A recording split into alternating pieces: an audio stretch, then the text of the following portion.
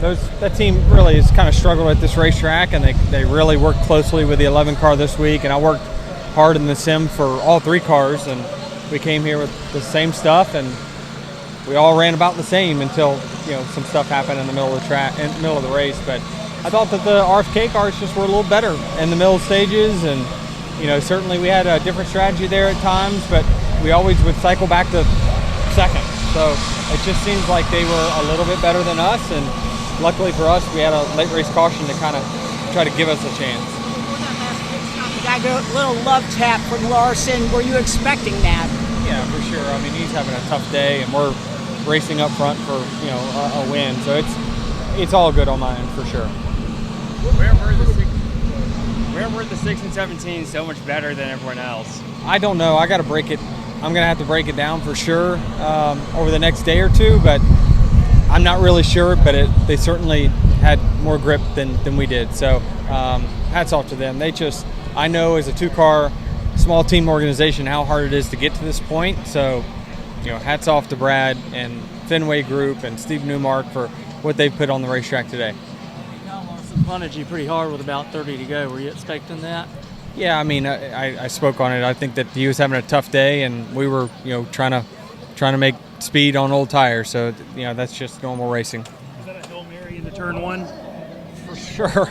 I mean, there were so many things I did wrong on those last few laps, but honestly, you still want to capitalize on them for sure, because I thought that our speed was still better those last few laps, but I was so close to him into turn 1. When I shipped it in there, I had no air on the nose, and the left front tire just locked all the way up. So just bad driving on the initial restart, and bad driving into turn 1 that took us out. The 17 team told Busher, don't let the 11 do what he did to the 5 last week. Pretty solid advice for them? Well, yeah, I think that no matter who's up front, they're going to push some guys wide.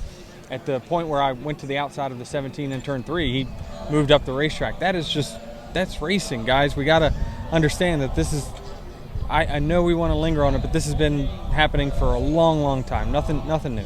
How would you talk about the on-track product today and the racing and everything? It just depends. If you're a purist, you like it. If you like side-by-side close racing, you have an issue with the day. That it's so tough. I understand, and I know y'all will be talking about it later, of sometimes you have these type of races, right, where Max wins by 30 seconds and there's no stiff competition, but the cars are running the same damn times and everyone's falling off to the same pace. I'll just keep beating the old lap time variation hammer until we get it better, but it's really, as a purist, I loved it because I controlled so much of my destiny through the things I was doing driving, but the fan doesn't really care about that. They just want to see close side-by-side racing. Are you expecting big things out of this test, or are we going to see the same old at Phoenix? I'm optimistic for sure. I'll be optimistic until it proves otherwise, right? I think that the key to this riddle still resides with Goodyear. Did you think you guys could have gone 1, 2, 3 early on, you and your 2 cars?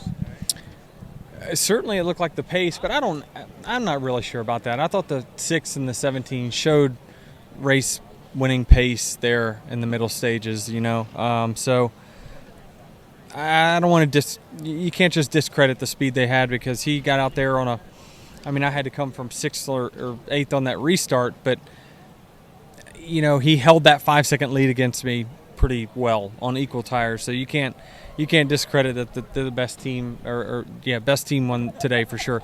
I'm really jealous over that wooden Virginia trophy though.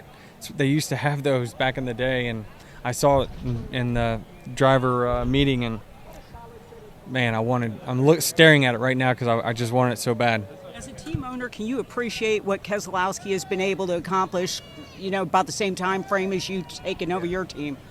No question about it. It's tough. It is tough to go against some of the 4-car operations with, for us, they have 5 times the personnel. For RFK, they have, twice as much personnel as them. So it's hard. It's really, really hard to win. And I can appreciate, what the 6 and the 17 did out there today, especially in a year where, you guys and we have even been talking about the struggles of Ford. They showed up, and they showed up in a really fast way. The 23 and the 45 had tremendous speed today. The 45 has a commitment line violation. Stuff like that's going to happen. How do you clean it up before the playoffs? Yeah, it doesn't have to happen, though. It's just the risk versus reward. It's just, I don't know. It's frustrating from my standpoint because I was right behind them when it happened, when it came back out, and it's just, man, they just, until they stop making mistakes, they're going to just keep having the same issues. Thank you, guys. This is Austin Dillon, driver of the Bass Pro Shops Chevrolet. Make sure to hit that subscribe button. Also check out one of those 2 videos beside me. Visit frontstretch.com for more racing content.